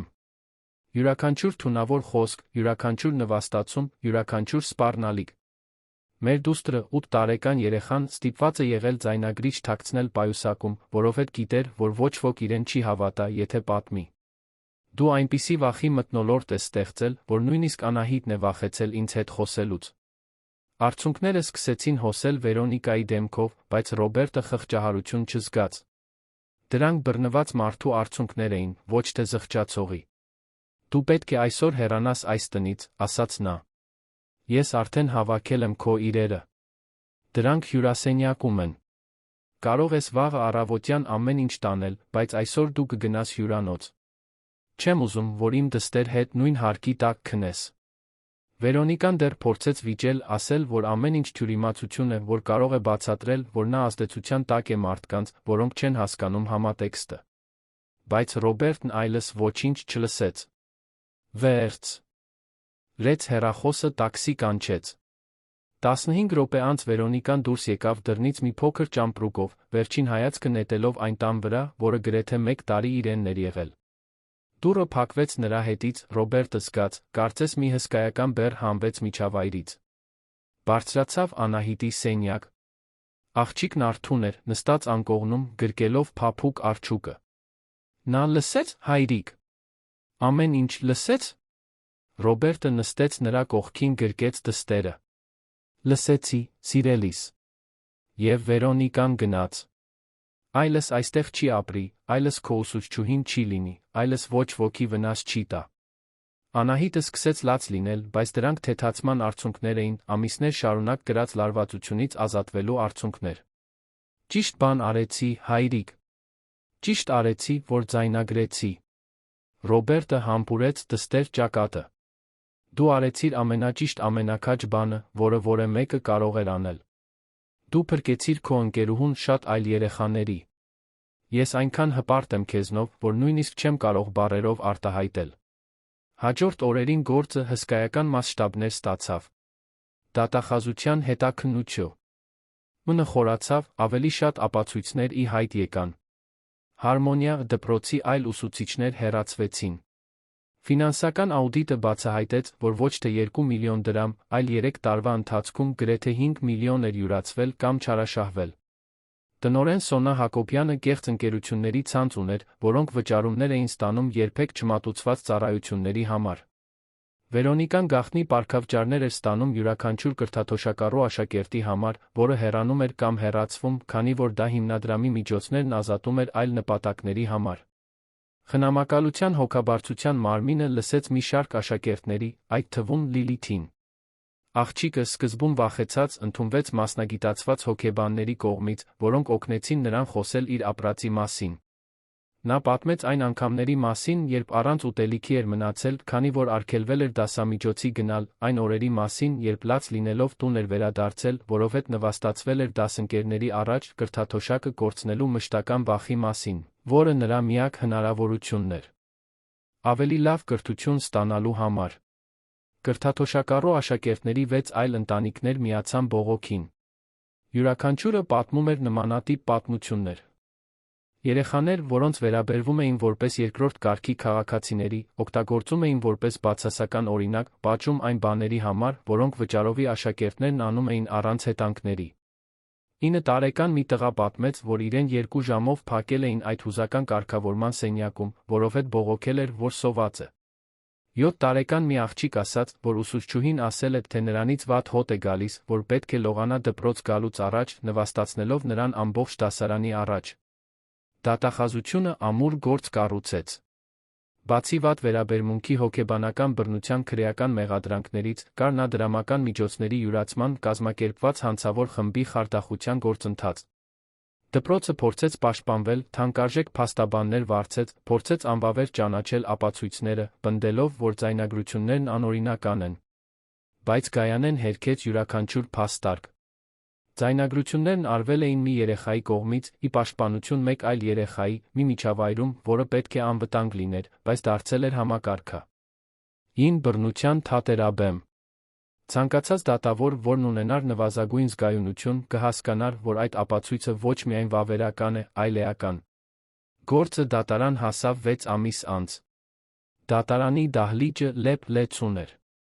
Լրագրողներ, ծնողներ, մանկավարժներ, երեխաների իրավունքների ակտիվիստներ, բոլորը ուզում էին հետել։ Ռոբերտը այնտեղ էր Անահիտի հետ, որը պնդել էր գալ։ Լիլիթը տիկին Հրանուշի հետ էր, որը տարիների մեջ առաջին անգամ աշխատանքից ազատ օր էր վերցրել, ներկա գտնվելու համար։ Աննին դահլիճի խորքում էր, նյարդային, բայց վճռական։ Ձայնագրությունները նվագարկվեցին դատարանում։ Վերոնիկայի յուրաքանչյուր դաժան խոսք արձագանքում էր այդ հանդիսավոր դահլիճի պատերին։ Շատերը լաց եղան, լսելով։ Դատավորը Արտաշես Սահակյանը 60 անց մի մարդ, որը երկար կարիերա էր նվիրել մանկական իրավունքների պաշտպանությանը, լսում էր գնալով ավելի լրջացող արտահայտությամբ։ Երբ հասավ այն մասին, որտեղ Վերոնիկան ասում էր, թե Լիլիթն արժանի չէ կրթաթոշակին, որ պետք է վերադառնա ավելի պարզ դպրոց, որ չափազանց հիմար է մաթեմատիկայի համար, դատա, որը ստիպված եղավ մի պահ դադարեցնել նվագարկումը, ակնհայտորեն ցնցված։ Վկաները լսվեցին։ Աննին պատմեց այն ամենը, ինչ տեսել էր, ներկայացրեց իր գրառումները, բացատրեց, թե ինչպես էր փորձել ներքուստ բողոքել, բայց լռեցվել էր։ Դպրոցի այլ աշխատակիցներ, ոգորվելով Աննիի օրինակով, նույնպես սկսեցին խոսել։ Մի հավաքարար պատմեց, որ տեսել է երեխաների, որոնք մենակ լաց են լինում հուզական կարգավորման սենյակում։ Մի փոխարինող ուսուցիչ ասաց, որ ուսումնական մասը նախազգուշացրել է իրեն, երբ փորձել է կրթաթոշակառու աշակերտներին նույն ուշադրությամբ վերաբերվել, ինչ մյուսներին։ Ռոբերտը վկայեց, թե ինչպես են իրեն խաբել, թե ինչպես է միլիոններ ներդրել, հավատալով, որ օգնում է երեխաներին, մինչդեռ իրականում ֆինանսավորում էր բռնության կոռուպցիայի համակարգ։ Նրա ձայնը որոշ պահերի դողաց, հատկապես, երբ նկարագրում էր Անահիտի քաջությունը, գաղտնի ձայնագրելով դասերը։ Անահիտը պաշտոնապես չվկայեց, քանի որ շատ փոքր էր, բայց դատավորը առանձին զրուցեց նրա հետ, առանձնացված միջավայրում։ Աղջիկը պատմեց, թե ինչու է որոշել ձայնագրել, թե ինչ պես է տեսել իր ընկերուհուն ամեն օր տառապելիս, թե ինչպես այլս չէր կարողանում դա տեսնել։ Դատավորը, ինչպես հետո պատմեց Գայանեն, խորապես հուզվել էր այդ երեխայի հասունությունից, արդարության զգացումից։ Լիլիթը նույնպես առանձին խոսեց դատավորի հետ։ Պատմեց վախի օրերի, տուն վերադառնալու տատիկի գրկում լաց լինելու, դպրոցը թողնելու մասին մտածելու մասին, որովհետև այլս չէր դիմանում նվաստացումներին։ Բայց պատմեց նա Անահիտի մասին, թե ինչպես էր ընկերուհին իր լույսը եղել այդ մութ օրերին, թե որքան երախտապարտ է, որ ունեցել է մեկին, ով հավատացել է իրեն, երբ բոլոր մեծահասակները կույր էին թվում։ Վերոնիկայի պաշտպանությունը փորձեց պնդել, որ նա ընդամենը նվիրված ուսուցիչ է, որն օգտագործում է կարգապահության ավանդական մեթոդներ, որ նա վիրավորված նախկին կողակցի կողմից կազմակերպված հետապնդման զոհ է։ Բայց փաստարկները դատարկ էին հնչում ապացույցների դիմաց։ Ձայնագրությունները չէին ստում։ Ֆինանսական հաշվետվությունները հստակ ցույց էին տալիս յուրացումները։ Բազմաթիվ վկաների ցուցմունքները հաստատում էին բռնության համակարգ։ Այն օրինաչափությունը։ 3 շաբաթ տաց դատավարությունից հետո դատավորը հրապարակեց իր վճիռը։ Վերոնիկա Ավետիսյանը դատապարտվեց 4 տարվա ազատազրկման, անչափահասների նկատմամբ վատ վերաբերմունքի համար, 6 տարի կիսաբաց ռեժիմով, ռեսուրսների յուրացման սխեմայում մասնակցության համար։ Նրան ընդմիշտ արգելվեց զբաղեցնել կրթության հետ կապված որևէ պաշտոն։ Տնօրեն Սոնա Հակոբյանը ավելի խիստ դատավճիռ ստացավ։ 8 տարվա ազատազրկում ֆինանսական հանցագործությունների համար 4 տարի, բռնությունների մեջ անգործության մեղսակցության համար, որոնք պետք է կրվեն հաջորդաբար։ Ներգրավված այլ աշխատակիցներ նույնպես դատապարտվեցին կամ համաձայնեցին գործարքների։ Դպրոցի գործունեության լիցենզիան անժամկետ կասեցվեց։ Շենքը բռնագրավվեց, որպես յուրացված միջոցների փոխհատուցման մաս։ Եվ այստեղ սկսվեց այն մասը, որը Ռոբերտը համարում էր ամենակարևորը՝ փոխակերպումը։ Ռոբերտը կարող էր պարզապես դատի տալ դպրոցին, իր գումարը հետ ստանալու առաջ շարժվելու համար։ Բայց նա մի հիմնարար բան էր սովորել այդ ամիսներին, որ առանց վերահսկողության, առանց իրական ներգրավվածության, առանց իսկական հանձնառության փողը ոչինչ չի փոխում։ Այսպիսով, նա առաջարկ արեց դատախազությանը դատավորին։ Ուզում էր օգտագործել բռնագրավված շենքը, գումարած լրացուցիչ սեփական միջոցներ, որպեսզի ստեղծի իսկապես փոխակերպող կրթական կենտրոն։ Բայց այս անգամ այլ կերպ կլիներ։ Ոչ թե ինքը, հարուստ գործարարը, կթելադրեր, թե ինչպես պետք է լինեն բաները։ Դա կլիներ մի նախագիծ, որը կկառուցվեր նվիրված մանկավարժների, մանկական տրավմայի ոլորտում մասնագիտացած հոգեբանների, սոցիալական աշխատողների, որ ամենակարևորն է, երեխաների ընտանիքների ակտիվ մասնակցությամբ։ Աննին, որը կորցրել էր աշխատանքը Հարմոնիա դպրոցում, բայց ձեռք էր բերել ազգային ճանաչում որպես քաջ ազդարար, հրավիրվեց համակարգելու մանկավարժական նախագիծը։ Նոր կենտրոնը, որը կոչվեց Հույսը ինստիտուտ, իր դռները բացեց դատավճռից 1 տարի անց։ Այն այլս կեղծ սոցիալական նախագծով մասնավոր դպրոց չէր։ Դա համայնքային, ոչ արտրային հաստատություն էր, թափանցիկ մասնակցային կառավարմամբ։ Այն սպասարկում էր բոլոր սոցիալական դասերի երեխաներին, բայց առաջնահերթությունը տրվում էր խոցելի վիճակում գտնվողներին։ Չկային թանկարժեք համազգեստներ, ոչ էլ անհասանելի պարագաներ, ոչ էլ բաժանում կրթաթոշակառուների վճարովիների միջ։ Բոլոր երեխաներին վերաբերվում էին նույն արժանապատվությամբ, նույն հարգանքով, նույն ուշադրությամբ։ Ինստիտուտն ուներ անվճար հոգեբանական աջակցություն բոլոր երեխաների համար, հատկապես նրանց, ովքեր տրավմաներ էին ստացել այլ դպրոցներում։ Ուներ համայնքային գրադարան, ընդհանուր բանջարանոց, արվեստի արվեստանոցներ, հանգստյան օրերին համայնքի համար բաց մարզադաշտ։ Ուսուցիչներն ընտրվում էին ոչ միայն տեխնիկական կարողություններով, այլ ներառական հարգալից կրթության նկատմամբ անկեղծ հանձնառությամբ։ Կար մի խորհուրդ, կազմված մանկավարժներից, ծնողներից, ավագ աշակերտներից, համայնքի անդամներից, որը վերահսկում էր ամեն ինչ, երաշխավորելով, որ այլս երբեք այդ տարածքը բռնության թատերաբեմ չի դառնա։ Լիլիթը առաջին գրանցված աշակերտներից էր։ Տիկին Հրանուշը լաց եղավ բացման օրը, բռնելով Ռոբերտի ձեռքերը անընդհատ շնորհակալություն հայտնելով։ Տիկինը բառեր չուներ արտահայտելու, թե ինչ էր նշանակում տեսնել իր թոռնուհուն, որն այնքան վիրավորվել էր, այժմ հաճախել մի վայր, որտեղ նրան գնահատում էին, որտեղ նա կարող էր երեխա լինել, որտեղ նա կարող էր երազել։ Անահիտը նույնպես սովորում էր ինստիտուտում։ Նրա Լիլիթի միջ ընկերությունն էլ ավելի էր ամրապնդվել այն ամենի միջով, ինչ նրանք անցել էին։ Երկու աղջիկները, որոնք այնքան տարբեր էին իրենց ծագումով, բայց այնքան նման քաջությամբ, բարությամբ, դարձան անբաժանելի։ Անահիտը Լիլիթից սովորեց դիմացկունության, պայքարելու, նույնիսկ երբ ամեն ինչ կորած է թվում։ Լիլիթը Անահիտից սովորեց, որ իսկական ընկերությունը սոցիալական դասին չի նայում, որ աշխարհում լավ մարդիկ կան, որոնք պատրաստ են ամեն ինչի ռիսկի դիմել հանուն ճշտի։ Ռոբերտը խորապես փոխվեց։ Գործարարը, որը նախկինում ամեն ինչ պատվիրակում էր, որը հավատում էր, որ փողը միայնակ լուծում է խնդիրները, դարձավ ներգրավված ղեկավար։ Շաբաթը մի քանի անգամ այցելում էր ինստիտուտ, զրուցում ուսուցիչների, աշակերտների, ընտանիքների հետ։ Սովորեց բոլոր երեխաների անունները, գիտեր նրանց պատմությունները, տոնում էր նրանց հաջողությունները։ Բացահայտեց, որ իր իսկական ժառանգությունը բանկային հաշիվներում չէ, այլ այն իրական տարբերության մեջ, որը կարող էր բերել իրական մարդկանց կյանքում։ Դատավճռից 2 տարի անց, նոյեմբերի մի արոտ օր, ինստիտուտը կազմակերպեց տարեվերջյան ներկայացում։ Երեխաները պատրաստել էին թատերական ներկայացումներ, պարեր, երաժշտական կատարումներ։ Լիլիթը, որը նախկինում ամաչկոտ ու փակ էր, բեմում երգում էր մի երգ, որն ինքն էր գրել հաղթահարման մասին։ Նրա ձայնը, որը նախկինում միշտ այնքան ցածր ու անվստահ էր, այժմ պարզ ու վստահ արձագանքում էր դահլիճում։ Ռոբերտը դիտում էր հանդիսատեսի շարքերից Անահիտի կողքին։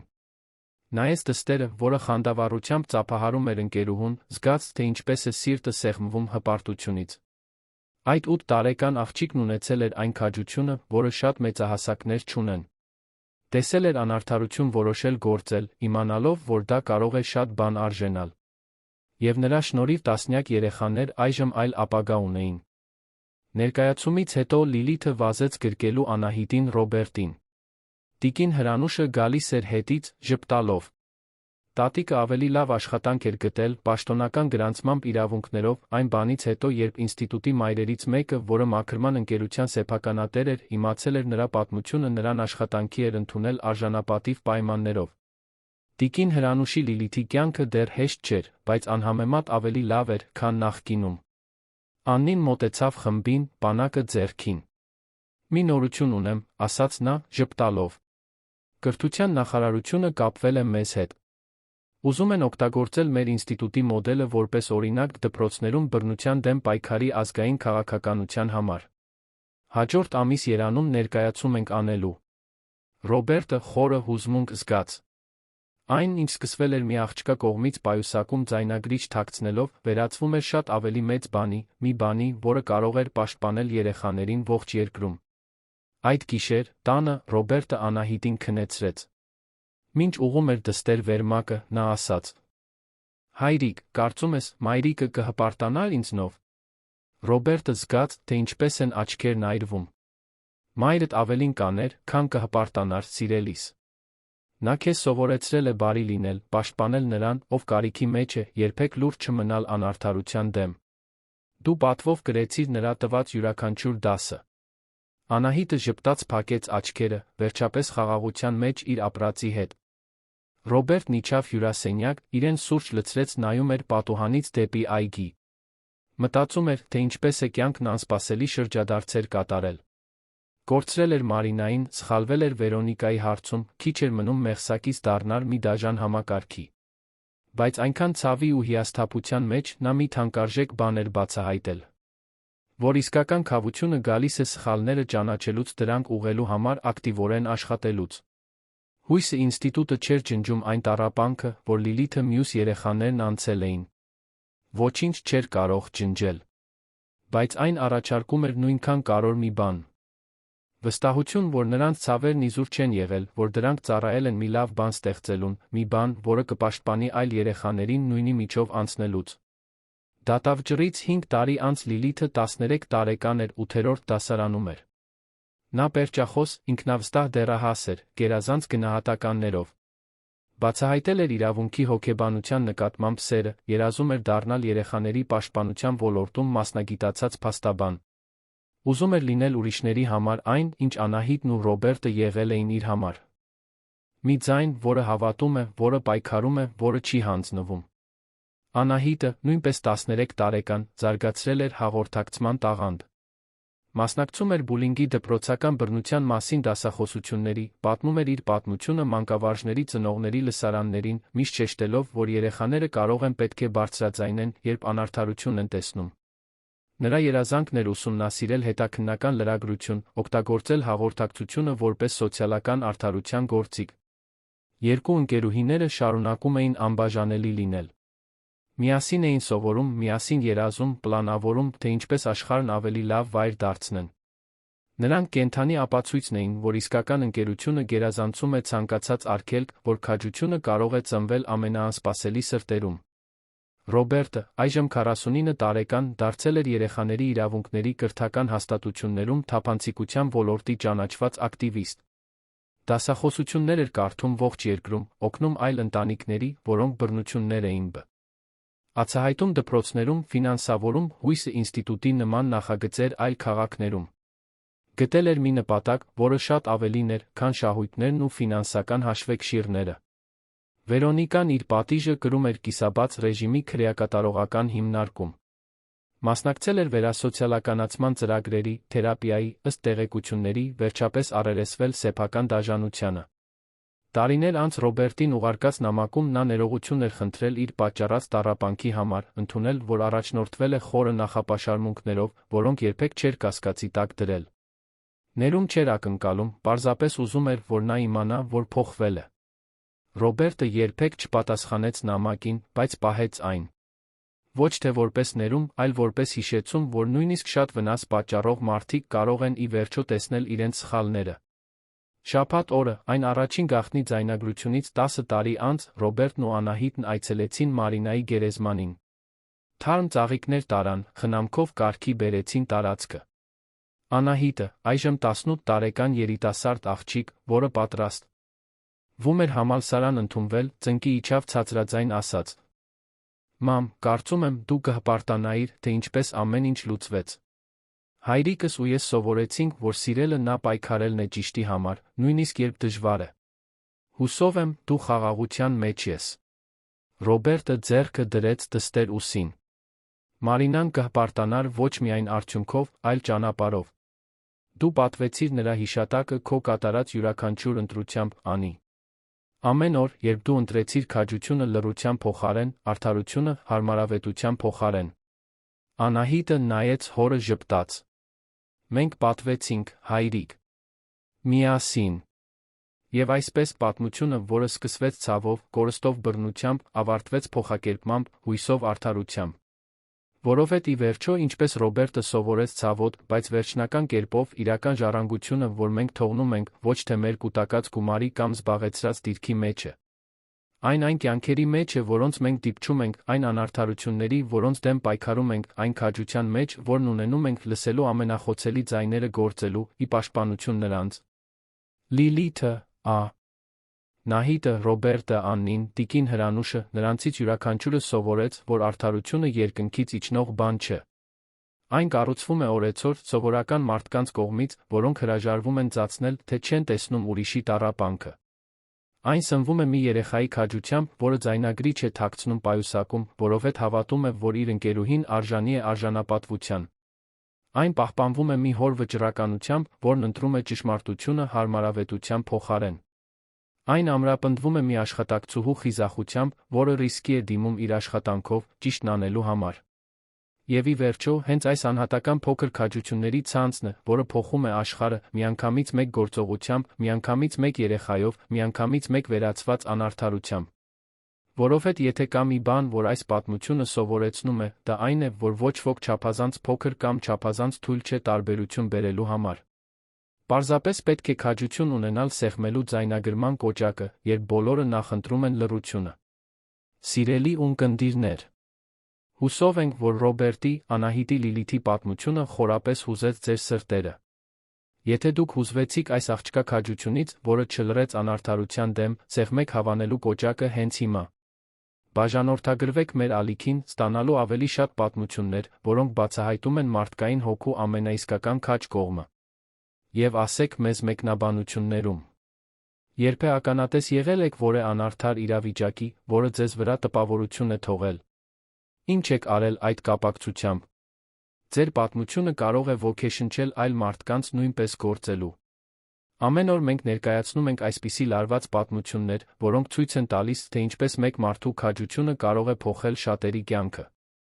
Սպասում ենք ձեզ հաջորդ թողարկմանը մեկ այլ պատմությամբ, որը կհուզի ձեր զգացմունքները, կստիպի ձեզ մտածել այն աշխարհի մասին, որում մենք ապրում ենք,